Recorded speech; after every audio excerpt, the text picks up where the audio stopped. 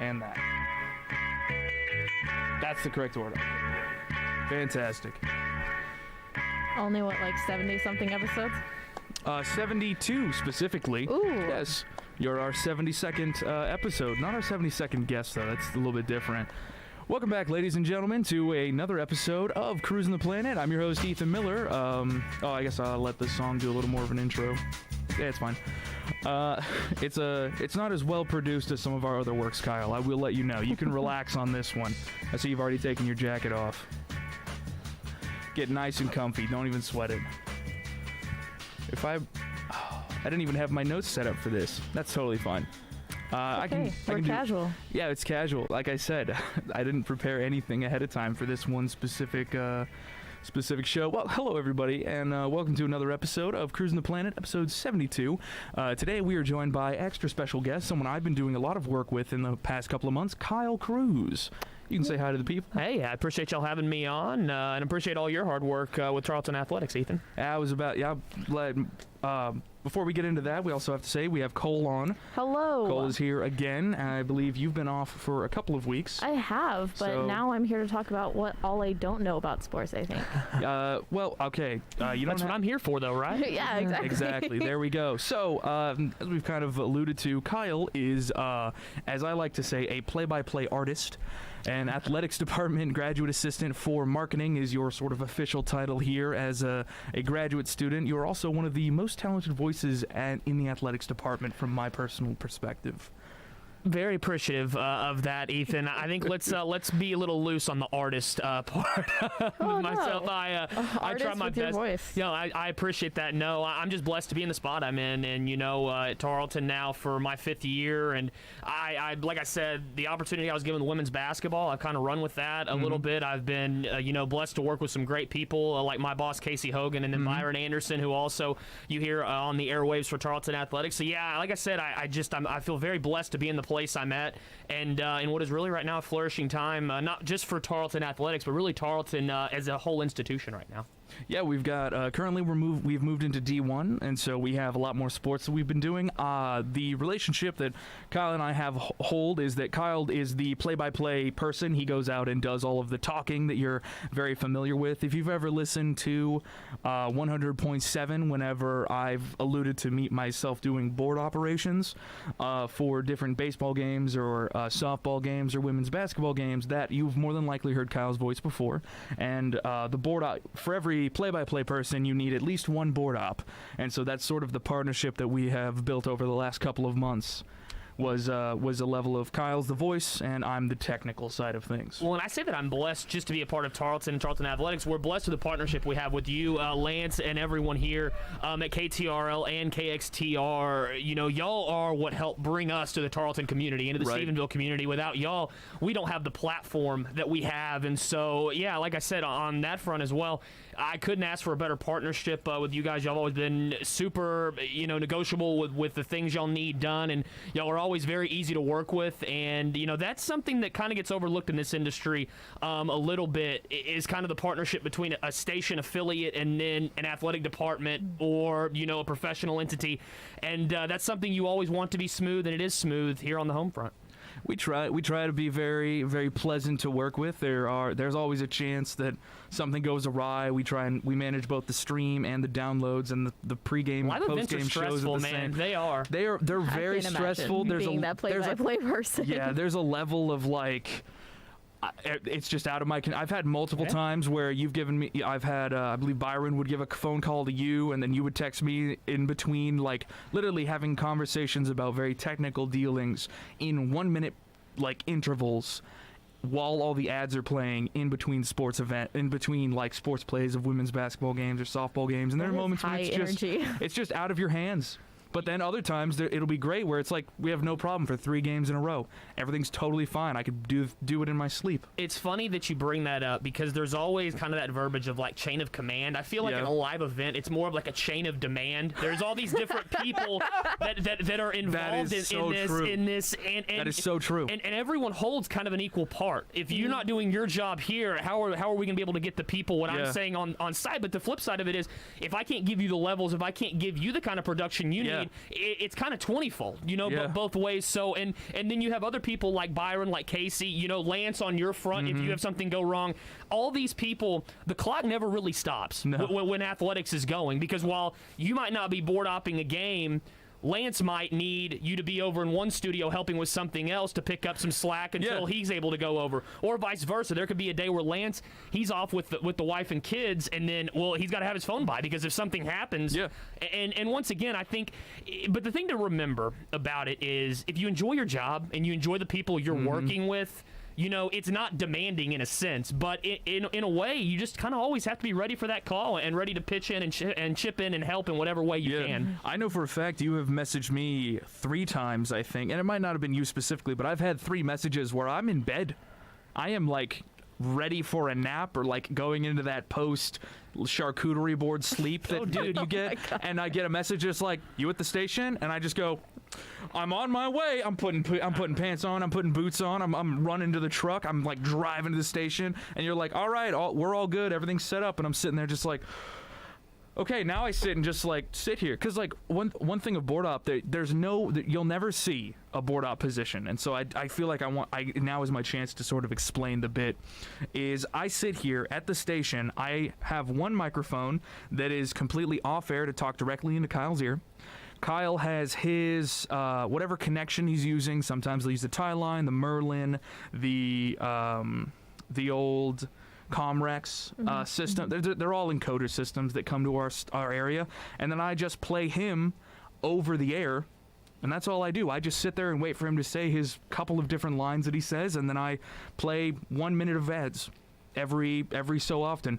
It is very much a game of like, I sit here and I just stare at the ceiling, and when I hear the thing, I do this and this and this, and then I press this one more time, and then I move the mouse, and I tell him, "Coming back to you." I turn my mic back off. I don't talk for another 10 minutes. I reverse everything, and that's it. It seems very uneventful until it's extremely eventful. And that's exactly the thing. Is it's a job of maintenance. Where on Kyle's end, Kyle is constantly talking. Every single point that is made, every free throw, every single at bat, every run, every play is constantly being broadcasted. The idea is that you are really filling time the whole bit. On my end, I'm there in case something goes wrong. Whenever we go to a break, then Kyle will tell me, "Ethan, the stream is echoing." I now have 1 minute to fix that problem. Otherwise, it is going to persist until the next time that the game allows us to communicate and check when things are broken. And so it is a situation of maintenance type job. It is very much like while you're board opping, everything's totally smooth sailing until it's not. I got to step in. And not to say that you're downplaying your role, but I don't. It does seem like that. You don't do anything. There's not a lot I do though. But seriously, when you look at it, I can't tell you how much more secure you feel on site. And I've had it from both sides. I worked when I was at TCU doing my undergrad. Oh, that's right. You were at TCU as well. I had the pleasure of working 3 baseball seasons there, and there typically you have student board ops. That's how it works. Now, once you get into the postseason, you get into summer. Once kids have kind of dissipated, then you start getting the paid kids who've done it over and over and over, and there's a little more comfortability there. But knowing that I have you, or that I have Lance, or even Jarrett who comes in here and helps out, these are all people that, like I said, it's just a level of security on site, knowing that I don't have to worry about the station. I don't have to worry about things going wrong there, because at the end of the day, if something goes wrong here, I can do a great job at the venue, but we're not getting the information to anybody. Right. And knowing that we have you guys to lean on here, not only to bring the information, but to make sure that we're, getting quality audio, that, we're kind of bringing the kind of product we need to our fan base. Like I said, don't downplay the role, because as a play-by-play broadcaster on site, while at times guys like myself, Casey, Byron, who've done this a long time, we make it kind of sound, I'm not even going to use the word easy, because nothing about it in a sense is easy. Every game is different, every storyline is different, all those things. That's fair. It comes fluid. It's a comfortability of having been on the air. Every single time you see that red light come on again, you're that much more comfortable behind the mic and understanding how to do it. But you got the internal clock and the internal kind of hamster wheel, so to speak. It's always spinning. Right. It's always spinning. Yeah. And knowing that y'all are one thing we don't have to worry about, it's invaluable, so to speak. Yeah, you know what? I will agree on Kyle's end, the level of like every time that he'll be like, Ethan, something's wrong, and I just say, I will fix it. That's completely fair, because at no point can he fix it too. So at no point do I need him to be worried of like, I don't know, Kyle, we're just going to figure it out as we go. You want to start pushing buttons or moving things? If Kyle's mic is too hot, I'll tell him to adjust it. That's actually a good point you bring up. There's a bit more in control I am. I must be that I've finally hit that level that you said, that comfortability. That now I'm just bullying you. The comfortability of doing it long enough, and doing it when I'm tired, and doing it early in the afternoon, or doing it late into the day. Well, that is like, oh, I know exactly what I need to be doing. And I love that you bring up, the minute breaks, having to diagnose and things. We're at an event typically, outside of baseball and softball and volleyball, there's a clock. Football and basketball, there's a clock. They have an X amount of time to get X amount done. Well, we have that as well. The only difference is our clock starts when theirs stops. Yeah. That's when we kind of have to get going, because a lot of the time during live action, you have to be very careful with the things you're doing and kind of the attention to detail, especially on site. Even the best play-by-play guy, you've got to be focused on the action and the stuff in the studio. You just have to hope that people are kind of carrying their weight, so to speak. And it's just funny. I love the analogy you bring up, Ethan, because in a sense, we don't have, you punch in and punch out. We don't have those, so to speak, in live events. But it's like you said, when things go fast, you got to go. You got to be ready to rock and ready to diagnose problems and then fix them on the spot in order to be able to move your broadcast forward and to make it, like I said, the quality product that you want. Yeah, it's rather, there's what was it? When Lance was explaining it to me, it all opened up once when I was offered to take the board with me and drive Kyle way out to that. Where was that game at? Man, it was outside of Austin. That was the Stephenville Faith game. It was Stephenville Faith Knights. Yeah. I was told to drive out to an event with Kyle. It was like an all-day drive type of thing. We had a big, long conversation on the drive there. A much shorter conversation on the drive back because Kyle didn't do his homework that day. No. But it then was. I slept after that. So yeah, I was very appreciative of Ethan carting us around. Right. And then I took the board and I went to Morgan Mill. It was just all event hours on my end, and then Lance was like, you know what, do you want to just start doing board op stuff? Do you want to try this out? Because what's his name? Not Aaron? Is that Aaron Young? Yeah, Aaron stopped doing board op stuff for a reason we don't have to get into on the show. He just conflict of a bunch of things, and so it opened up the spot for me to do board hopping, and Jarrett was going to be the secondary. I stepped in as secondary, and we've just been doing this sort of ever since. An athletics contract that I hold up. That's my next second job. I've had a plethora of second jobs on this show, as the audience possibly knows. But that's really where it all kind of got started, was just like one long drive with Kyle, actually. So it's actually it's very, very fitting that you be the first person from athletics over here on our show, on the show. I tell everyone in this industry, a lot of it has to do with getting lucky. Right place, right time. I've been in those situations a lot of the time. I've known a lot of great broadcasters who, I don't want to say it stalled out on them, but they, so to speak, kind of are in that career purgatory in a way. I know people when I was growing up who they were kind of looked like they were ascending up, and before you know it, either the jobs will dry up, and you have to remember it's a very competitive industry. The one, not even just the play-by-play industry, just the sports industry in general. You were telling me once about the catering that you'll get at events, the salary that you can get just for working a thing. You're working sports. Yeah.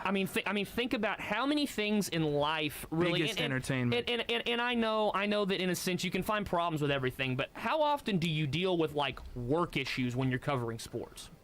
Think about it. Everyone's going to deal with bosses that they even if it's a boss you love and enjoy. We're lucky enough. Y'all are lucky enough to work under Lance. I'm lucky enough to work under Casey and Byron. But everyone, you're always going to come to a head with your boss. That always happens.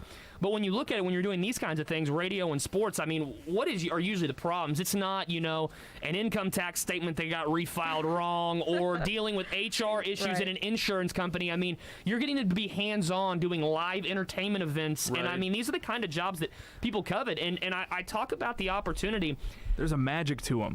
There's a magic to these jobs. There is, and that's why I've kind of chased this since I got out. I graduated from college in 2015, and It's something, there is a certain kind of rush, and there is something about it. In a smaller way, it's kind of like being an actor or a singer in a way. I was about to ask if you had taken any improv classes, because you seem to be able to like really get it out. That's the thing is, don't get me wrong, those are much more, I don't want to say tougher jobs, but in a sense, when you look at the structure, if you miss your window on acting or singing, you're kind of done. Right. I know kids that have kind of gotten into, whether it's not necessarily play-by-play sports reporting in college, learning that's something that you enjoy. There is kind of a certain, I don't even want to use the word notoriety.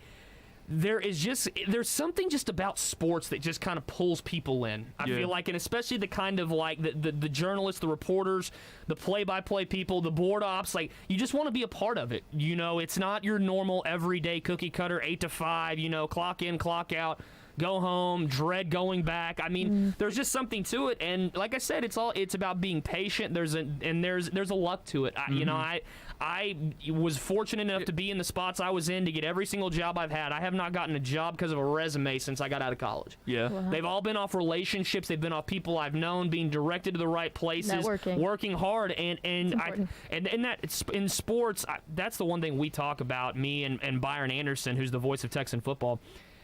Your resume in this industry, the further you get down the road, the less important it becomes. Yeah. And that's what I also love about this field, and a reason that I want to stay at Tarleton for an extended period of time is that the relationship building, the ability to kind of get rooted in, to know everyone, and to really build that kind of connection. You don't find that every day. And here in Stephenville, there's something unique going on here, I think, with the Division I transition and with athletics, the university, a great president under Dr. Hurley now. I mean, it's just a really fun place to be at, and like I said, a lot of it has to do with opportunity and luck, and I feel like I've just got a lot of it. I feel like there's an abundance of it on my front end, and I just feel very fortunate, and once again, it's twofold. I feel like y'all are in a very good spot too here at KTRL and KXTR, under great leadership with Lance and a radio station that is continuing to flourish, and that's one thing I want to point out too.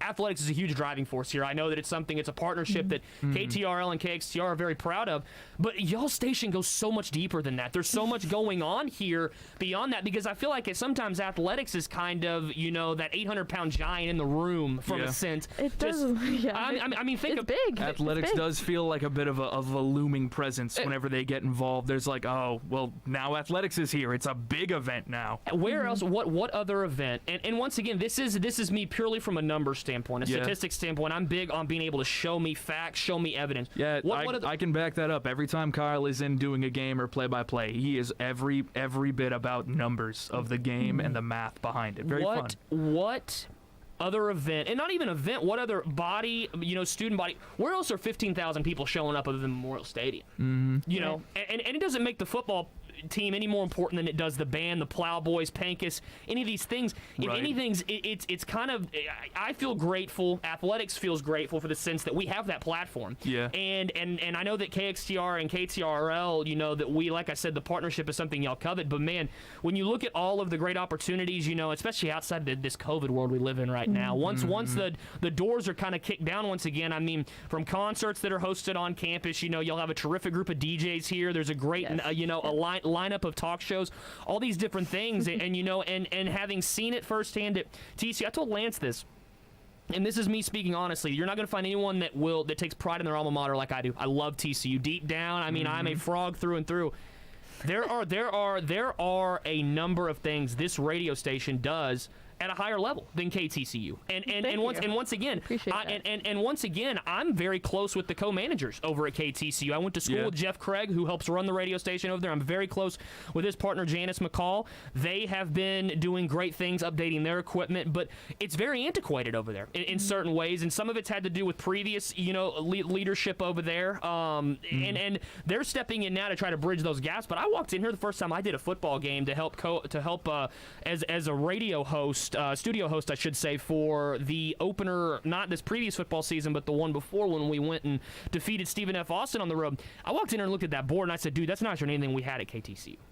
100%. Nice equipment. 100%. You look around at these studios, I mean, they're state of the art. These are things, and these are little things that get overlooked. Go around the state of Texas to other college radio stations. Go across the country to different radio stations. I mean, campus radio stations are severely underfunded. Because and it's something that's hard. It's something for someone like me. It hurts, but I'm someone who can acknowledge the fact that people say radio's a dying industry. And in a sense it is, but it's as alive as ever on college campuses. Well, here's the thing. It is. Here's the thing. Like, people like to say that radio is dead because we've got podcasts, we have access to television media, we have all of these things. However, online news, all of the, I hear a lot of social students media. say, I get my news from Twitter. Exactly. Social media. I get my news from these people. The problem with those being, and I had this argument with Lance once. I was like, Lance, if I can do a 30-minute morning and 30-minute afternoon podcast that's released twice a week, why would I ever want to listen to a radio? And he's like, instantaneous information.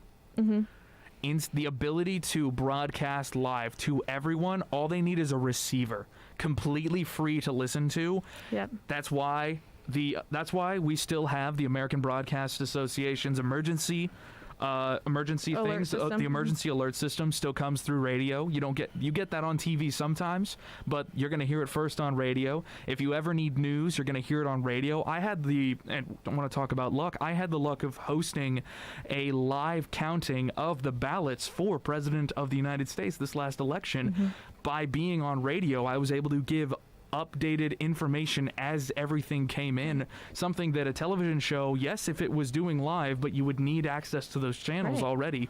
With radio, it's completely free, instant access to information, and still there are two words that just has no one in advertising, and you would appreciate this from marketing, the words drive time. You have everyone captivated. You have a fully captive audience who is looking for something interesting while commuting to work for that half hour, 1 hour long drive. When something huge happens turn on the radio. You turn on the radio. Oh, if there's a storm or something, you turn on the radio. During COVID, you turn on the radio. Turn on the radio. During COVID, we would be giving people out information in Stephenville. This restaurant is closed. Walmart closes from this time to this time. If you are looking for these resources, you need to go here. If you need to pay your water bill, the location for drop-off has been moved to this different location. The City Hall is closed. This building is closed. Please stay indoors during these times. Everything is closed. The news channels were just barely catching up, and we were on the forefront. We all had it different in journalism beads and whatnot. Information and accessibility with radio is where it's at. Entertainment, I totally get what you're talking about. I hear it of I don't want to listen to the radio. It's a dying thing constantly, and yet it stays strong as still the largest provider of information for the entirety of America at minimum. Well, I'm going to bring a sports analogy in for y'all, and I know Ethan's probably heard it. Cole, I'm going to see if I referred to someone's ceiling and their floor, would y'all know what I'm talking about? I have no idea what you're talking about. Okay, so we're talking about a star athlete that's in high school. His ceiling would be viewed as how high he can go. I understand what you mean. Like a kid that is just a phenomenal baseball player at Stephenville High School. He could go play and be a starter in Major League Baseball. Right. His floor is probably gaining an athletic scholarship somewhere, just to get his college paid for. Right. So here's what I think that a lot of people don't realize: the ceiling for all these podcasts and all these things online, they're through the roof in a sense. Like downloadable. Barstool Sports is a great example. Those guys, literally have made themselves millionaires off of just sitting around and shooting the breeze with their homies. That's what they do about sports. Literally, throw in some advertising, some people that want to do that, and they've created their own platform, some marketing, their own money some products, some social media memes. The ceiling is so high, but here's the thing: the difficulty of reaching it, it grows by the day because the internet is so saturated. It's saturated with everything. How many true crime podcasts are there? Sports podcasts, fantasy football. D&D. I mean, there's stuff. Every hobby has a podcast. Everything, and those continue to grow, so your audience continues to shrink because there's only so much ability to consume these things as us as individuals. Free time is minimum. So here's my thing, Ethan. The ceiling for radio it's lowered in recent years just because of all the different, whether it's listening to music. You can always kind of counter one of these things. Music. True. You got Spotify. You got Pandora. You got literally. I'm one of the dorks that literally just pulls up YouTube on my phone if I just want a song. No. And I go to YouTube Music. YouTube Music is it's a real thing. I've seen it. So come on now. You've got all of these. So yeah, your ceiling is lower, but I'm going to challenge it with that the floor, it's never going to get as low for radio because it's established. Yeah. It has a foundation, and that frequency, that plays such a large role because the thing is here's the great thing, is somebody just in the state of Texas, grand scheme of things, KTRL is not a big radio station compared to some other places. We have 100 miles. Here's what Texas is huge. Yeah, here's what it is though. It's an exclusivity to it that the internet doesn't have. Now, you have your pay-for sites and all of that, but that's true. Anyone can get them. If you want to listen to KTRL, you better be within a 100-mile radius. Yeah. And so I think that's one way to kind of view it. And Ethan, the flip side of it is people going, well, what if you don't want to just be the floor? What if how do you want to continue to try to reach that ceiling, expand that ceiling, maybe get higher than other radio stations? Mm-hmm. It's so comparable to this Division I transition for us. In this day and age, it's adapt and adjust. Yeah, that's what you have to. You have to find if you don't feel like your platform is kind of moving the needle, find a new one. Mm-hmm. I think radio has been doing adaptability from the very beginning. Well, and in my line of work, do you know what they're starting to do all over the place now? I'm seeing it with post game interviews here with the Tarleton Sports Network, and then at TCU they're doing it throughout the game. They are setting up cams with the play-by-play guy. So what they'll do is just the ones that I've seen at TCU, the examples is their social team will send out a shot that has the play. It's got a half screen, and on one half it has the actual play that's happening. The quarterback hitting the wide receiver with a touchdown, and then it's showing my mentor, who's the play-by-play guy. It's showing him as he makes the call of it on the field, and so it's finding new ways. And that's a great example. Who wants to listen to the game on the radio when you could be watching it on TV? And once again, we're talking about people that I grew up and learned from, and I'm even guilty of this. There's times where I don't want to turn the radio on, or we'll just flip it on the TV. There's it's just kind of a different way to digest the game. Yeah. And in certain instances, that's the way I would like to do so. So there's a big part of football that is a visual game. How does the sports? How does the TCU Sports Network, the Tarleton Sports Network, how did they find a way to continue moving forward and adjust to the times, and make it a product that in a way is different than the one they've had in the past. Yeah. And it's a quality one still. You're not just adding things to add things. No. You're adding things of substance that bring an extra kind of layer to the broadcast and helps you move forward. You might be rather excited about this. We made the announcement a couple of weeks ago, but we had a podcast competition for students to enter into our sort of a choosing list of. We would help them produce 6 episodes, and they would be hosted here on Tarleton Radio Network. Mm-hmm. And the winner of that was a very specific Cody Vinoy, baseball player. There you go, catcher. You know him. Cody you Vinoy, know him specifically. terrific he player. wants to do a Tarleton sports podcast. Journey of the Texans? Journey of the Texans is the name of it. We're putting together the account right now. I believe on Monday we're going to have our first So let me ask, interview and setup. I don't mean to cut you off. Go ahead. I asked, though, because I'm curious, is this kind of an encompassing where you're looking around Tarleton athletics, or is he trying to bring different student athletes on to chat? Student athletes. Student athletes, okay. Which is something that Tarleton just hasn't had yet, and yet we see... I've been personally trying to find that guy did that play. I want to see what this player is all about. Getting interviews with students specifically, moving up to D1. Now is the perfect time to try and start this. We feel Cody specifically is an intern. I believe he's on the Intern to Learn program, but he's directly underneath the person who writes out all of the.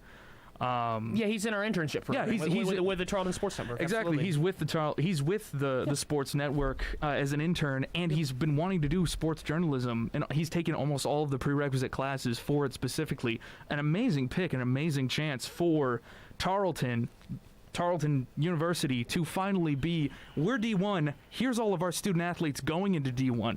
Only because there's a recent thing, my younger brother, he plays baseball for Texas A&M Texarkana, And I told him about coming here for D1, and his immediate first response, he says, and I talked to a couple other guys, and its classic first response is, D1 is just burning your first 4 guys, your first 4 years of athletes. When you make that move up, they have no chance of immediately winning. They're not going to win a bunch of stuff. You're just immediately burning them. I'd rather stick to a D2 school where I get my scholarship. And I feel like with this podcast, we have a really good way of walking through and being like, these guys aren't burned out. These guys are literally building it. Yeah, and you know what I mean? Well, and it's kind of twofold, because I understand from the standpoint of as an athlete, you're a competitor. Yeah. You want to go win championships. Mm-hmm. We're ineligible for those for 4 years. We have to go through our transition period before we can even compete in the Western Athletic Conference tournament. And don't quote me on this on the record. I believe women's basketball and men's basketball. Turn off the recording. Yeah, I know. No. I think, and this isn't just us. This is across the country. I think that they're trying to get it to where after 2 years, you can compete in your conference tournament. You can't take the bid if you win it, because obviously, if you win your conference tournament, you get the bid for the Western Athletic Conference to go to the NCAA. It would then either go to the regular season champion or whoever earned the berth alongside you in the championship game. But you're allowed to compete in the first level. Yes, that being said, nothing has been passed, nothing's been finalized on that front. That is something I believe that is being explored. And that's kind of just word of mouth, things that I've heard. I haven't even heard from any coaches or anything specific on that. But there is that. Once again, it's a tough pitch, because part of the Division I move is that, man, one day we might see Tarleton basketball in March Madness. You might be able to fill that out, put them in your bracket if you wanted, and you don't get that for 4 years. Lance and I were talking about that. There's a chance that if one of those goes off, it just explodes. And that's the thing. It's tough because it's kind of you're kind of in a waiting period right now, and it's not just the athletes. Over in athletics, it takes us. It's a lot of fun having gotten to go to regional competitions and having watched Lone Star Conference tournaments in the past. You want it for the student athletes. It's fun for the staff as well. Yeah. But the flip side of it is, Ethan, and it's what you talk about. You get to be a part of the foundation, and I mention this now, and there's any 2 minutes to clip off and give to future athletes, and this is coming from someone who watched it happen firsthand. When I started going to TCU athletic events in the late 90s, they were in the Western Athletic Conference. Amon Carter Stadium, which now is housing between 45 and 50 for every important game. I mean, it's filled to the max for these Big 12 games, for all these non-conference games. I mean, it is a one-off event. There are 6 one-off events for football where it is just, it's a spectacle in a sense. It's from the tailgating to pregame routines with the band, the team. There's a section of it where they literally have the frog walk, where it's just our guys going from one part of campus to the other, and there's fans greeting them as they come in. It's crazy. It's crazy. It's become that in a sense now. It's kind of similar to Point to Hawk, kind of, if you've been to that whole thing here on game day. I remember when it was a 45,000 seat stadium, they'd be lucky to get 22 in. Right. You got kids who were, $10 tickets, $5 tickets. Do you know how much a licensing fee costs in the lower bowl now? Not to buy the tickets, just to get your name on a ticket, a seat, so you can then purchase the tickets after the fact. Right. Licensing fee at TCU is $25,000 per seat right now in the lower bowl. For a family of 4, just to be able to say, oh, we haven't bought our tickets yet, which are then going to run you probably, and I don't know the numbers of this, probably going to run you about $1,000 to $1,200 a pop on top of that. Yeah. You're talking $100,000. I mean, really think about that. That's a lot of money for 4 football tickets. I mean, you could put 2 kids through Tarleton State for that. For a game. For one game. For one football season, just to get your name. And I've watched it grow to what it is now. And here's my point. The guys that played in 2002, 2000, the boys that set the table, that were winning in the WAC, who then won in Conference USA, who then won in the Mountain West, who then went to the Big 12, they're as welcome back now as the guys that are playing in uniform. Currently. Those guys in uniform, they enjoy sitting and chatting with those guys more than anything. They set the table for them. Right. Without them, they can't get to where they are now. And so, the Cody Vanoys of the world, you look over at football, the Devin Haffords, the Stephen Duncans, but prior to them, even the guys that were D2, Ben Holmes, Amari Manning, these cats that were, kind of big names at D2, who helped push it forward, and these guys now that, and it's tough too, Ethan, and this isn't, I'm not going to subject it to one program. Every program has had its ups and downs this year, but you're going to lose some in this. This is a big transition to move to Division I against these programs that are established, that have been playing at this level. The first couple of years are tough. This is true. They're really tough. But if you stick it through, if the ones that stick it through, they're going to be as well remembered as the ones who are playing Tarleton football in 2031 and 2041. And I'm not necessarily saying that you're going to go on the same trajectory as TCU. Those are singular. The TCUs and West Virginias of the world that have found their way, those are just so unique in a sense. And I don't even mean the money and the quote-unquote prestige. It's just timing and circumstance, too, with a lot of that. And realignment, that has so much more to do than just the institutions Would you involved. say that it's another circumstance of luck, just like how you got a lot of your sort of standings and where you are and moved to? In a way, you know what? I'll use a great example right now. We sit in the Western Athletic Conference, position of strength right now. We're about to transition in 5 new members next year, which we are then hoping, because they are all football members, that will push us to our 8 required members to form a football conference. You have to have 8 teams that play at the NCAA level in order to form a conference. Right now, us and New Mexico State and Dixie State are having to perform as independents because we don't have a league to affiliate with. We're whacking everything else. We're missing too many. But you get those 5 schools on, and once again, I'm not sure if the official groundwork's been laid. That's your thought process, though. You add those 5 in, you get to your 8. This time, 2 years ago, some people on the national scale would view the Western Athletic Conference as kind of the chance. You're kind of rolling the dice there. There's not a ton of stability, not this and that. But I've watched Jeff Hurd, longtime commissioner of the league, has just done a phenomenal job by adding Tarleton, adding Dixie State, finding these other schools, isolating them, and getting them the kind of deals, getting them the kind of, the regional ties he needs. Yeah. Now all of a sudden, you've gone from 2 years ago when it looked like, everyone here on campus is going, man, we want in the Southland, we want in the Southland, we want in the Southland. And then Dr. Hurley comes in here wheeling and dealing and says, no, if the Southland doesn't want us, we're going where we're coveted. We're going where we're appreciated. We don't. If y'all got 3 or 4 schools that won't vote yes, you know what? We've got 7 who will. Yeah. Alongside Dixie. So if y'all don't want to pull the trigger, the Texans will go elsewhere. We make our move. Now all of a sudden, you fast forward 2 years. Now you got Southland schools that are migrating to the WAC. Now all of a sudden, it's the WAC that's operating from a position of strength. Yeah. And so when you look at it, it really, it's like 5D chess. It is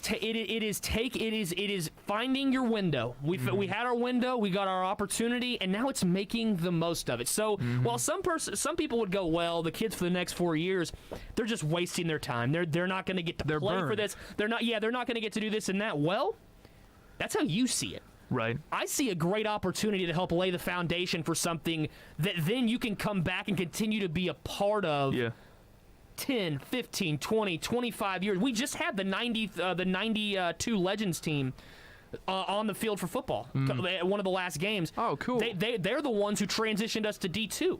Right. Those guys, we brought them back, and they had so much fun out there at the game. And everyone who follows with sports thinks nothing but the highest of those guys. And those guys are telling stories about the old facilities they had. All those stories you hear from the 80s and 90s generation. Well, we only had this and that to change in.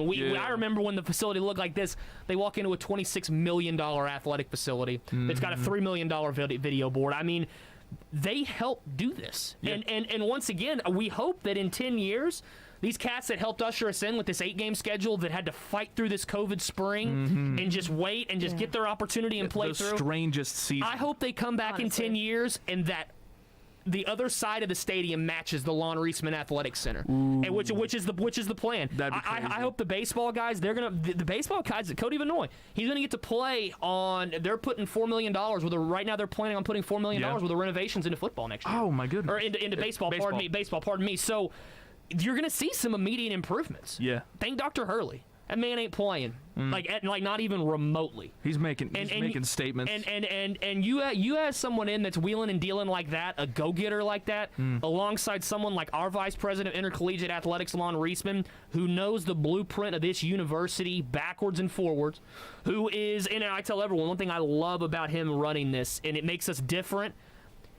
there's so many, kind of political figureheads running athletic departments these days. When I was at TCU, we had a great guy named Cristo Conte who was just phenomenal at Rice. I mean, one of the top donor raisers in the country. His ability to bring money in is remarkable.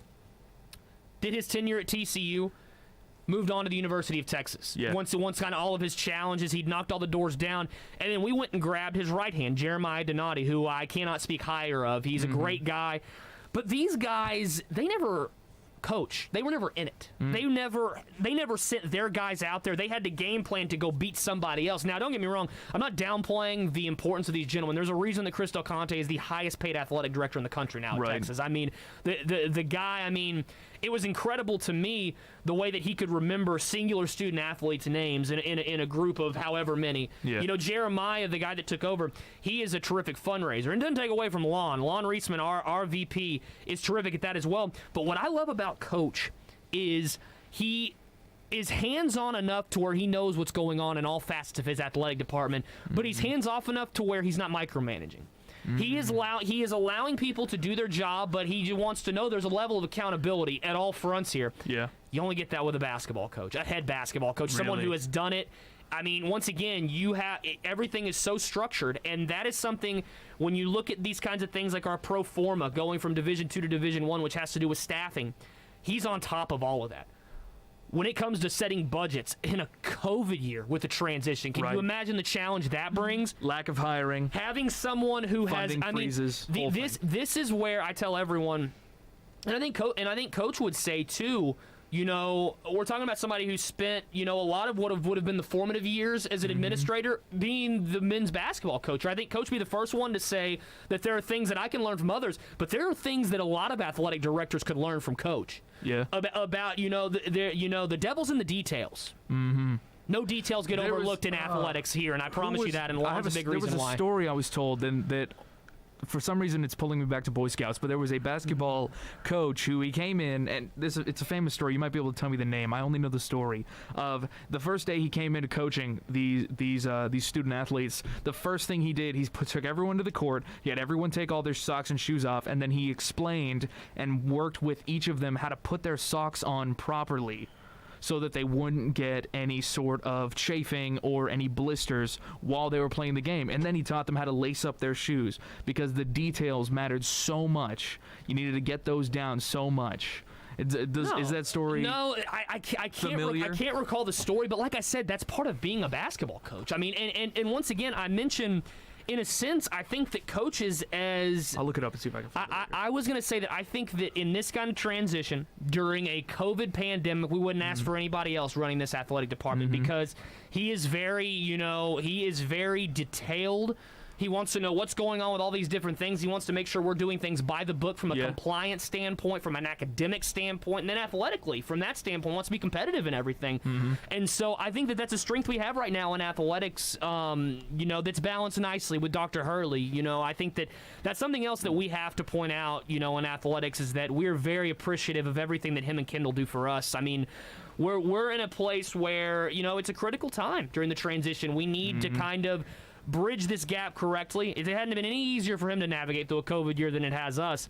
But we've been allowed the opportunity, to kind of take a priority since his tenure began. Doc has done a great job of making sure that athletics is taken care of, because while we don't feel, like we're more important than the radio station or than band, the student orgs, student affairs, like all these different things, we do believe our platform's important right now during this Division I transition. Us getting onto ESPN Plus, us being able to put up billboards inside the Metroplex, being able to use athletics as kind of a driving force to not only make our athletic department stronger, but to make our university stronger. And I think Dr. Hurley's done a terrific job strategically being able to help us plan that. Kyle, I would like to say that perhaps it's not that everyone what's more than likely the feeling is that all eyes are on you. Everyone is paying attention to athletics right now, because you are taking a big leap. And I do have to cut you off now. You've had a big pit. Yes, Cole?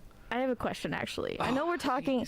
I'm sorry, we might go over, but I know we're talking a lot about D1 and the football team and stuff, but what are we doing with women's athletics? Are we giving them the same opportunities that the boys are getting? Absolutely, and I think the big part of that, we just hired a terrific new compliance, associate AD for compliance, Eric Heyer.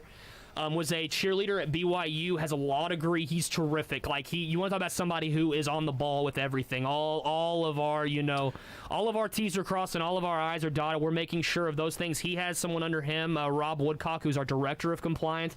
And yeah, I think the platform, in a sense, Title IX's critical. Being able to give our ladies, this last offseason, we just got softball. They updated their, the one thing I'd been hearing about for years, and it was kind of the running joke, was the ladies in softball were just like, can we just get a locker room with AC? That's all we want. Yeah. They just set them up in the horticulture building, and that thing is nice, Cole. I'll tell you, you go take a look. Like, it is a state-of-the-art deal they've got in there now. That's where they moved them to. Well, and that's the other thing, too. I talk about baseball's improvements. Softball will be right behind them. I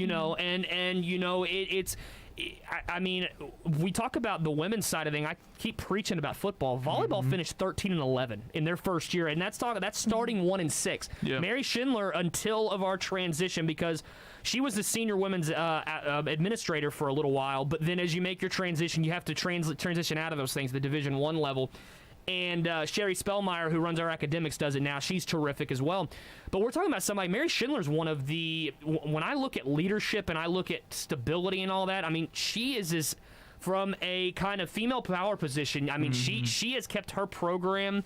This transition is tough for everyone. She's bridged that gap as well as anybody has. The crowds have been terrific out there. I think that as we move forward, everyone's going to benefit. Everyone is. And the one thing I really love about our women's programs here, and I apologize for not adding my good friend Ellie and Douglas Moran, who coaches the tennis team, into this little analogy here, but they are born and bred here. Mary Schindler played for Tarleton. She's been coaching for Tarleton now since the early 2000s. Misty Wilson played for Tarleton in the late 90s into the early 2000s. She has now been here since then coaching, transition from the assistant to the head coach. Isabel Jimenez, who is with the golf program, she was a two-time All-American here. Now she runs the Tarleton golf program. Even with softball, nice to hear. Tana Huey, she's one of the assistants. She was an All-American here at Tarleton. So the one thing that stands out to me, and that, the women's side, it's very exciting, is that you have a lot of Tarleton ladies that are helping move this transition forward. And if anyone can pitch this university, it's them. If anyone can make sure that we're being accountable on these things, it's going to be them. And then you add in, I mentioned my friend Elianne, we're talking about somebody who is not a Tarleton product. She came from the University of Washington, a Power 5 program, who brings a lot of experience from that front, who transitioned in from Lance Drake, who had been running the program for years and years.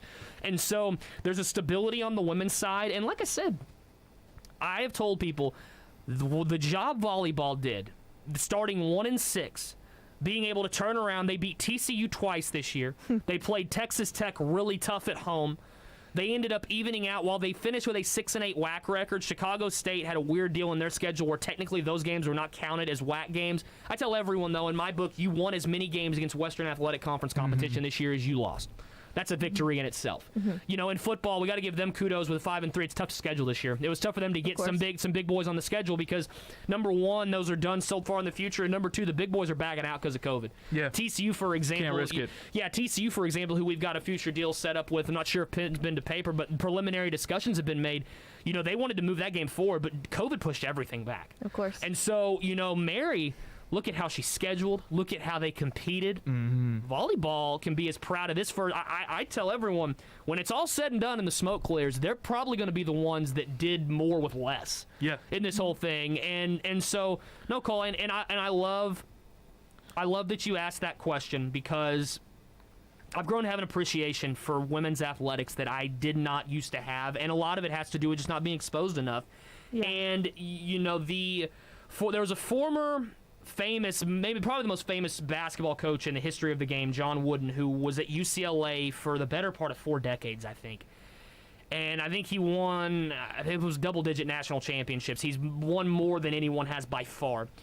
He used to say all the time he likes watching the girls' game better than the guys. He said it all the time. He said the way they play the game fundamentally is more the way basketball should be played, especially now in this day and age of shooting threes from the parking lot, throwing alley-oop dunks and all that. Basketball is so different than it was when I was growing up.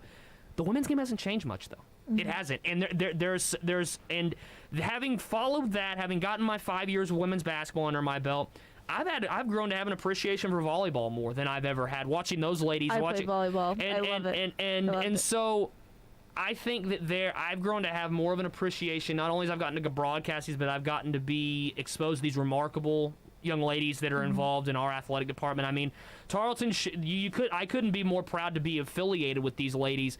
And really, all of Texan Nation, they should feel very prideful in the fact that these are the ladies that are representing this university right now, because they're doing it in a very tough time, and we hope to be able to give them the platform moving forward that each and every one of them deserve. I hope to see that too. I'm glad that Tarleton is acknowledging the ladies, because it's super important. I know there's huge stuff going on, specifically in soccer. My fiance's big into soccer, so we pay attention to that.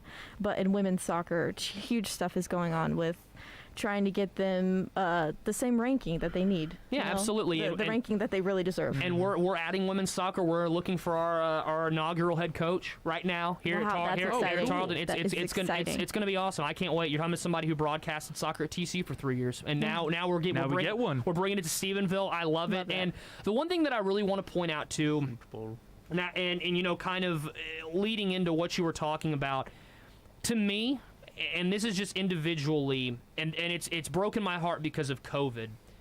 It's been a lot of the ladies that have seen their sports go by the wayside, and then the men follow because of Title IX. It's a funding issue with this COVID stuff, and it breaks my heart, because here's the extra layer to it, and this is a hot take of mine, and I believe 4 years of athletics in college is more valuable for the women than it is for the men, and here's why. These ladies worked their whole lives for these 4 years. This is it. How many ladies do you run into that are going to be softball players that say, "Yeah, I want to take this. I want to play for Team USA softball. I want to go play professional softball." It's hard to get there.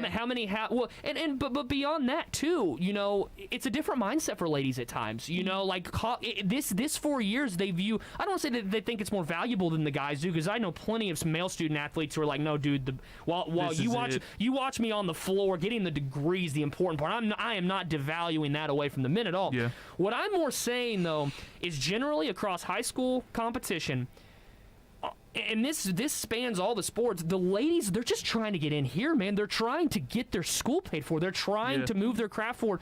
Whereas how many guys... That was the running joke that one of my mentors at TCU, Chuck Lemondola, who is the voice of the baseball program, he told us this all the time.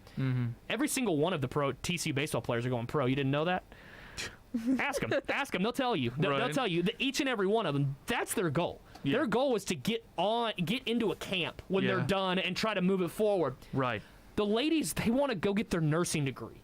They want to go get their communications degree. They want to go do their business degree. They want to go do all these different things. And that's kind of, to me, more than a point or anything along those lines. It's more just, it needs to be stated of the fact that, and I love that Cole asked the question, is that, to me, the ladies at the collegiate level, they're more valuable in a sense, because it's about dollars and cents in a way. Like, that's how we go in athletics. We have to, we're by no means a for-profit, but you have to meet your bottom line to fund everything and to do all of that. To make sure everyone gets to play their sport. But to me, the ladies, they have the true college mindset. They appreciate it more. In a sense, not this lady appreciates it more than that male.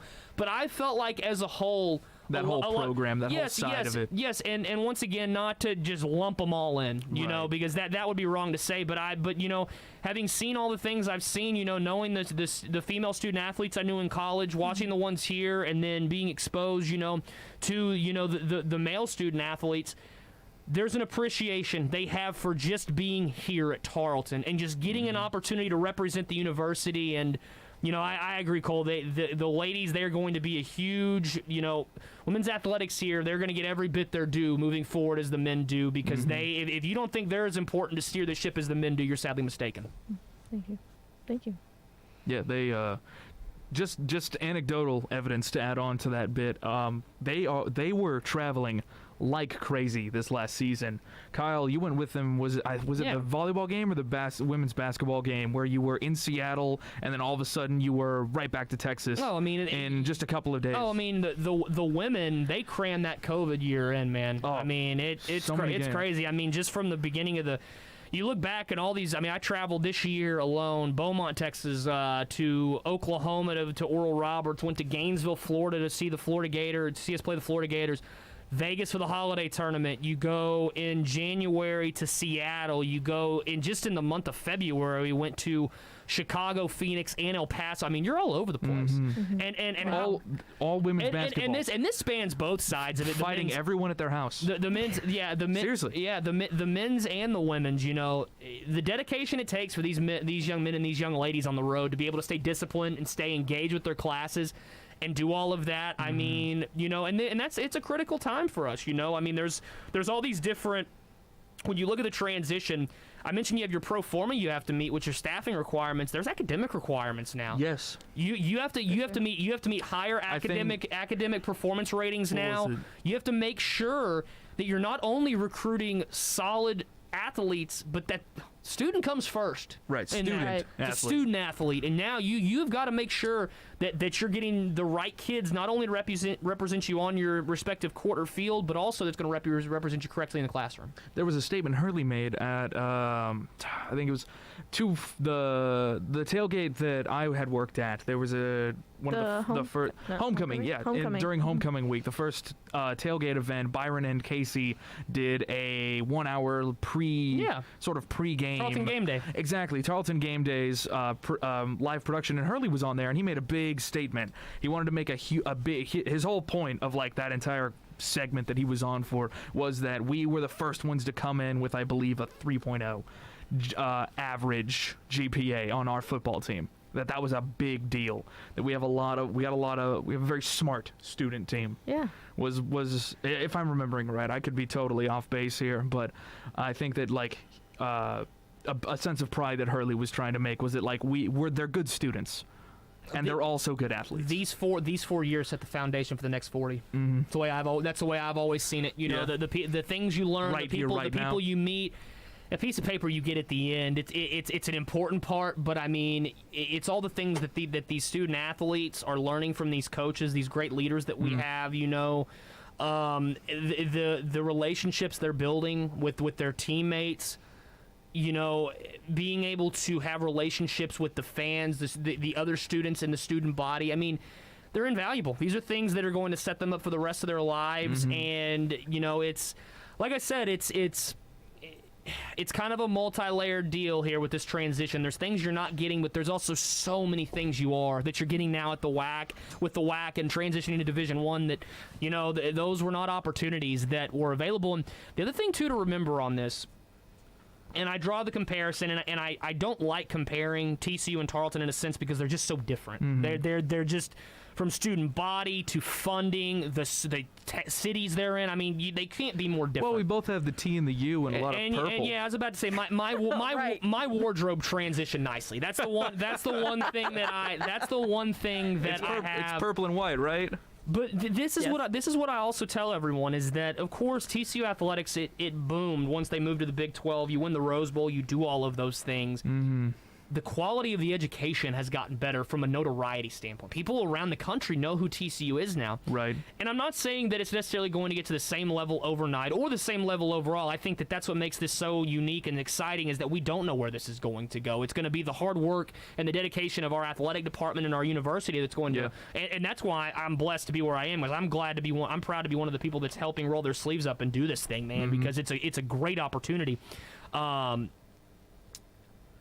This degree that you guys, you know, are going to get, it might be more valuable in 10 years because of this transition. It could be because you know, you never know what office you walk into, and you know, someone, you know, let's say that in 10 years the basketball program takes off like we are expecting it to. Yeah.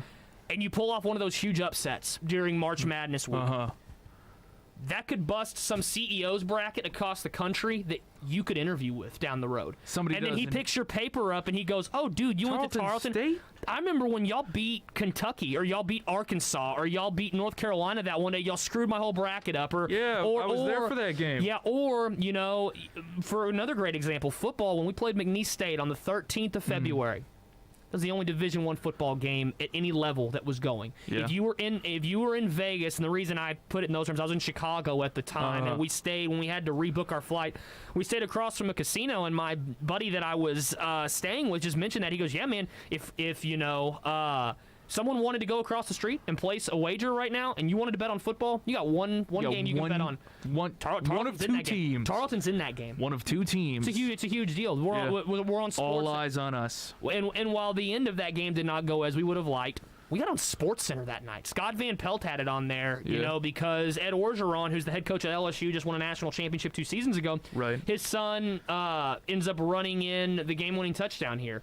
Yeah, it sucks. We wanted to win the game, but end of the day, it's like, dude, you're on ESPN right now. Yeah. That is the kind you cannot. There are people who pay for this network. You cannot put a value on the kind of notoriety and kind of the eyes that see that, and so, it's.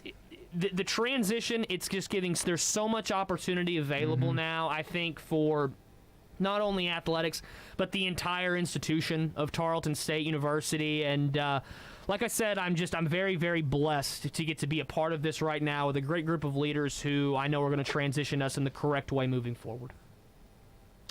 I would say very well spoken this entire episode, Kyle. You're killing it. Extemporaneously speaking, this is the definition of it right here. Right. I don't know how many notes you had prepared for this little episode, how much of the scripting you had set up, but whatever you didn't have set up, I couldn't even tell. Well, it was almost perfect. Just remember this, Ethan. Like always, no one gets my information without you. So I brought it to the people again. there you go. Yeah, Look at it's all me you, go. man. It's all you. If you enjoy, audience, if you enjoyed Kyle Cruz talking on sports, or you just think he has a very handsome voice, you want to listen to him talk about softball. We have 2 softball games going on tomorrow. That'll be April 9th. You can listen to them here at KTRL 90.5, or you can also listen on the one of 2 live streams, one of which will be on tarleton.edu.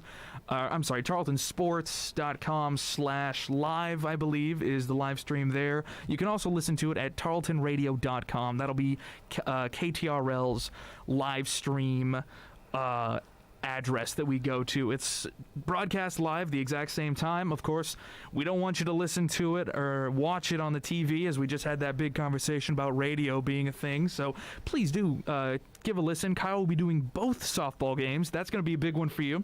I'm sure that'll be very fun. First Western Athletic Conference softball games at home in school history. Fantastic. And Mark Cumpion's squad, they've been working hard. They coming off a big win against Dixie over the weekend, fellow transitioner. So everyone needs to come out and support the ladies. And yes, if please. you can't, be sure to tune in right here Yes. on 100.7 KXTR. Tune in. That way we get the numbers for you. You get to listen to what we're talking about right now, because every single step made for this season specifically is going to be affecting everything coming next. Every single win is a victory that just compounds. Every loss is something that is going to be genuinely learned as a lesson. I could literally see, or hear rather, while doing board op games for women's basketball, certain movements that were just changing game to game. I could hear the coach, early on, we would talk, Kyle and I, of like, are we getting a coach interview after this game? No, we are not getting a coach interview after this game. That was a bad one. As we move forwards, we're definitely getting a coach's interview. Coach is loving it right now. They are learning. They're figuring it out. It's a moment of growth for Tarleton Athletics, and I genuinely hope that all of you can come in and listen and be there on 90.5 KTRL tomorrow afternoon, as of the time of this release. Or if you need to, you can head over to tarletonradio.com, listen to it from your computer, laptop, iPad. Kyle, thank you very much for coming on to the show. Cole, unfortunately, we kind of had a big showrunner, a big name come in. No, it's fine. I enjoyed the conversation for sure. He really kind of talked the whole episode, didn't he, Colt? Jeez. No, Kyle, we genuinely enjoyed you. I wouldn't have emailed you and to ask you to come on the show if I wasn't prepared, knowing you already that this was a possibility. I just wanted to say with you, Cole, yes. You have 2 releases coming out for your show, Making Space, a Diversity Dialogue, next Tuesday on April 13th, sorry. It's okay. It is going to be an episode over being adopted into the Cherokee Nation. You have an interview with a student where this actually happened? Yes. She was adopted as a young child into a family who was Cherokee. So. And yes, super interesting. Really enjoyed it. There was a lot of drama about this episode, particularly on the production side, and so I'm really curious when this comes out. I haven't been able to hear it. It's good. But I want to see. I want to see what ends up coming of that, because there was a lot going on in emails and a lot of me talking with Cole being like, no, it's like totally fine. Do it. Have them fight each other. I want to see it. No, let's not have people fight each other. We'll have to talk about that next time. But speaking on, we can definitely talk about that next time. And there is going to be a new live dialogue as it's the beginning of the month for the Autism Acceptance Month. There was 2 speakers. This was a live dialogue recorded by the Diversity of... The Office of Diversity, Inclusion. Office of Diversity and Inclusion. If you'd like to listen to that, you can head over and find both of them at Making Space, a Diversity Dialogue, Cole's podcast on Tarleton Radio Network. I had a bunch of speaking points, but we don't need to get to them anymore. The show is over. I'm going to start raising this up and doing the outro. Y'all are free to hang out if you'd like, or you're welcome to leave. I got to talk with the audience, though. Okay. Listeners, viewers, we come to a close on this here episode. If you showed up late or wish to revisit us, you can find this show on our YouTube channel at Tarleton Radio as a video, or listen in on iTunes, Spotify, and anywhere else you get podcasts. For updates about the show and other interesting things we make here at the station, follow us on all the links in the description. We'll have a new release link and a new RSS feed for the Journey of the Texans podcast. We officially have a name. We're working on setting up the separate yet joint account next week with Cody. He'll more than likely be on the show next week if I can get him free in the afternoon. Baseball schedules are notoriously difficult to work with. This has been your episode of Cruisin the Planet, where you can find something to do in and around Stephenville every week. This one specifically, listen to the games tomorrow. If you can't make it to those games, there is one happening next Tuesday in the afternoon that I am board hopping, I believe, or there is one happening Saturday from, I believe, noon till whenever the game ends. It's I have the list right here. It is a softball game versus California Baptist. So we got 3 softball games coming up, and then we've got a baseball game against TCU. Look at that, Kyle. Nice. Now you have to pick your favorite. Wear your best purple on that day. That'll be my recommendation. If you have any questions or suggestions, you can always ask them in the comments or as a review of the show if you happen to be able to do that. And that is everything. I'm going to turn off all the mics now, but we will see all of you people next week. Bye, guys. Kyle, thank you for coming on. Appreciate y'all having me.